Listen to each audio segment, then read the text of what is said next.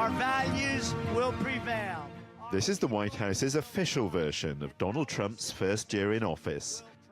But the slick Hollywood-style video isn't necessarily the way everyone would interpret the past 12 months.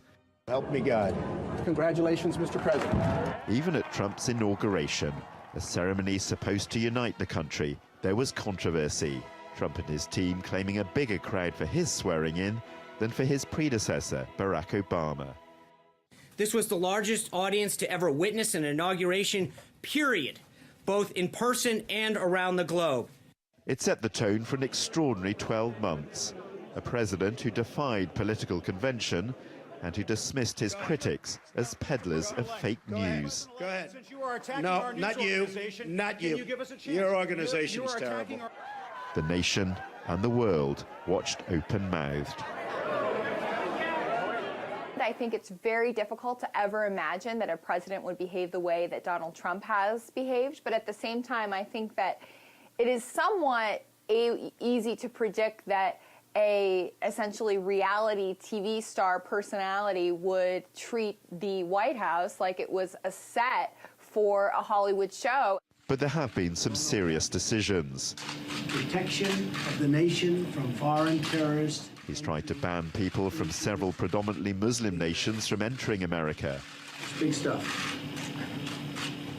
He's pulled the US out of the international deal to tackle global climate change.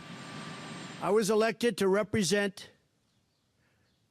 the citizens of Pittsburgh, not Paris. He's recognized Jerusalem as the capital of Israel.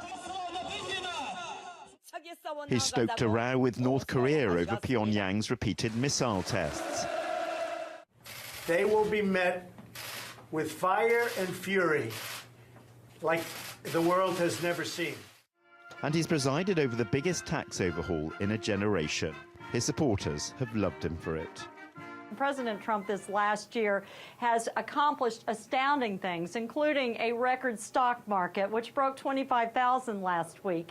He has done more in 1 year than Obama accomplished in 2. It's absolutely been underplayed by the media, and they get sort of lost in this white noise. But his presidency so far has been defined less by what he's done than what he's said. He's used the social media platform of Twitter to rail against enemies, both real and perceived. He described Barack Obama as a bad or sick guy. The North Korean leader was derided as Little Rocket Man, and he referred to himself as a very stable genius. But persuading the American people of his genius may be less important than convincing investigators there was no collusion between his election team and the Kremlin. If he fails to do that, there may not be many more anniversaries for him at the White House.